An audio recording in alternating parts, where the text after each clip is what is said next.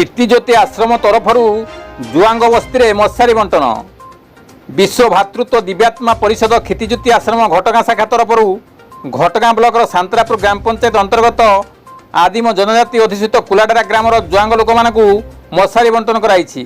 एथिरे मुख्य अतिथि भाव में घटगां ब्लॉक 9 नंबर जून जिला परिषद सदस्य सुरेन्द्र कुमार जेना और विश्व हिंदू परिषदर ब्लॉक सभापति सुरेश कुमार पाणिग्राही एवं भागवत टुंगी प्रचार समिति ब्लॉक संपादक तथा क्षितिज्योति आश्रम केन्द्र परिचालक अर्जुन चरण महंतो सम्मानित अतिथि रूप जोगदे पार्वत्य अंचल में बसवास कर जंगली आदिवासी को मशा दाउ रक्षा पाइबापी 34 गोटी परिवार को प्राय 75 खंड मशारी बंटन कराई।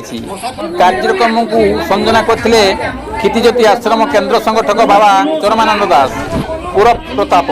कार्यक्रम परिचालन सहयोग करते भगवान बेहेरा, गुरुचरण महंत, सदानंद बेहेरा, सुनील बेहेरा, भीमसेन पात्र, नारद जुआंग, कुनु जुआंग और कार्तिक जुआंग।